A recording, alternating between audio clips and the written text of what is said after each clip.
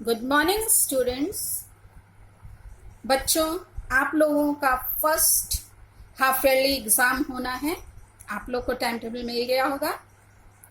बच्चों, इसमें हिंदी में जो संस्कृत और व्याकरण का पोर्शन है बेटा, जो हमने आप लोगों को पढ़ाया है, वो 20 मार्क्स का आएगा और 20 का सुधा मिस बच्चों गद्य पद और उसका इतिहास वगैरह से प्रश्न बनाएंगे।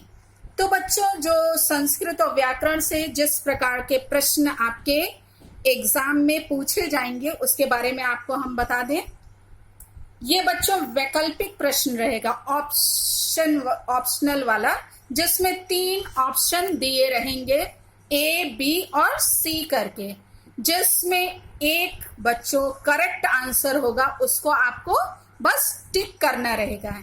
ये जो संस्कृत और ग्रामर जो है वो 20 मार्क्स का रहेगा और 20 मार्क्स का आपका जो है गद्य पद से आएंगे क्वेश्चन। तो बच्चों, ये जो संस्कृत और ग्रामर से आएगा वो 20 और वो 20 मिलके 40 हुआ और ये 40 मार्क्स का पेपर रहेगा, लेकिन उसको आपको 45 मिनट में कंप्लीट करना रहेगा बच्चों।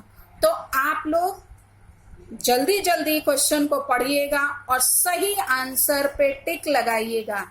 यदि एक क्वेश्चन पे आप ज्यादा समय लगाएंगे तो फिर बाद वाले क्वेश्चन आपके छूट जाएंगे, इसलिए बड़े ध्यान से क्वेश्चन को पढ़िएगा और टिक करते जल्दी जल्दी चलिएगा ताकि कोई क्वेश्चन आप छोड़ ना सके। सभी प्रश्न करने अनिवार्य रहेंगे बच्चों।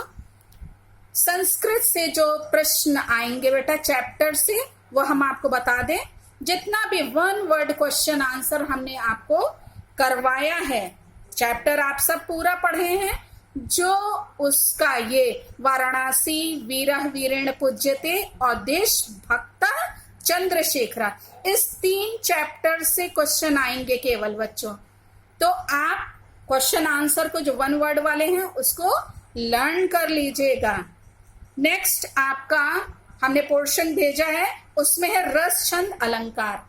तो इस सब की डेफिनेशन यानी परिभाषा और आप उदाहरण याद कर लीजिएगा। जितने उदाहरण दिए हैं उसको पढ़िएगा जरूर, क्योंकि क्वेश्चन कैसे आएगा, जैसे रस है तो रस में आपको पूछा जाएगा कि इसका स्थायी भाव क्या है। फिर जो है मान लिया उदाहरण दे दिया और पूछा कि इसमें कौन सा रस है, तो आप जब पढ़े रहेंगे तभी आप टिक कर पाएंगे। ऐसे ही छंद में आपको पूछा जाएगा जैसे कि कुल कितने चरण होते हैं, कुल कितनी मात्राएं होती हैं, या कोई उदाहरण दे दिया और फिर पूछा कि इसमें कौन सा छंद है, ये कौन है, तो आपको बताना पड़ेगा कि ये रोला है या फिर सोठा है। दो ही आपके कोर्स में है बच्चों, तो आपको दोनों का डेफिनेशन याद रहेगा तभी आप क्वेश्चन कर पाएंगे। फिर अलंकार की बारी आती है बच्चों। अलंकार में भी ऐसे कोई भी उदाहरण, आपका ढेर सारे एग्जाम्पल जो है पीछे दिए हुए हैं, वो सारे एग्जाम्पल पढ़ लीजिएगा। कोई एक एग्जाम्पल दिया रहेगा और पूछेगा इसमें कौन सा अलंकार है, तो आप उसमें बता सकेंगे कि हाँ ये उपमा अलंकार है या उत्प्रेक्षा है या रूपक है, तो आप बता सकेंगे। फिर ऐसे ही बच्चों उपसर्ग और प्रत्यय पूछा जाएगा। उपसर्ग में शब्द जैसे दिया है और पूछेगा इसमें कौन सा, इसमें उपसर्ग क्या है, ठीक है, उचित उपसर्ग पर सही का चिन्ह लगाएं, या इसमें प्रत्यय क्या लगा हुआ है। तो जब आपको मालूम रहेगा कि ये शब्द में क्या प्रत्यय है तो आप बता पाएंगे। जैसे एग्जाम्पल के तौर पे उपसर्ग में बच्चों हैं उपकार, तो उसमें उपसर्ग है, तो आप बता सकेंगे। ढेर सारा मान लिया अधि, उप, आ दिया है तो आप टिक कर सकेंगे उप जो है इसमें उपसर्ग है। ऐसे ही प्रत्यय में जैसे ता प्रत्यय है और ढेर सारे हैं, आई प्रत्यय है, आवा प्रत्यय है। तो जो आपको प्रत्यय मालूम होना चाहिए कि इसमें क्या प्रत्यय लगा है। फिर ऐसे ही समास की बारी आती है। समास में बच्चों शब्द जैसे दिया हुआ है और पूछेगा इसमें ये कौन सा समास है, तो दो ही आपके कोर्स में, द्वंद्व और द्विगु। बच्चों अच्छे से सारे एग्जाम्पल उसके पढ़ लीजिएगा। जैसे माता पिता हुआ तो कौन सा है, वो द्वंद्व समास है, तो आपको मालूम होना चाहिए कि वो कौन सा समास है। फिर तत्सम और तद्भव है। इसमें शब्द पहचानना ये तत्सम का है कि तद्भव का है। तो जब तक आप सारे बुक के में जितने भी शब्द दिए हैं वो सबको आप रीडिंग करिएगा, तभी आपको पता चलेगा कि तद्भव है कि तत्सम।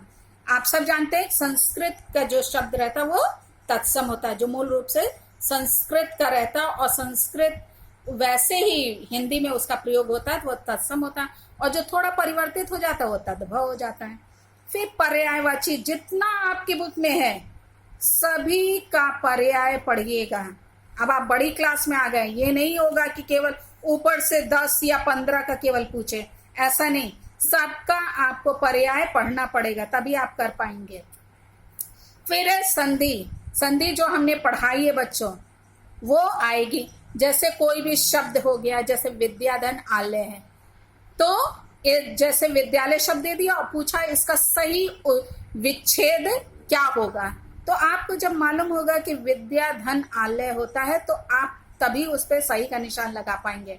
या विद्यार्थी है तो विद्याधन अर्थी, तो आपको वैसे ही विच्छेद जो किया रहेगा आपको बस बताना रहेगा कि कौन सी संधि है, या संधि किया हुआ शब्द रहेगा, ठीक है, और पूछेगा कि ये कौन सी इसमें संधि है, तो आपको उसका नाम बताना आना चाहिए बच्चों।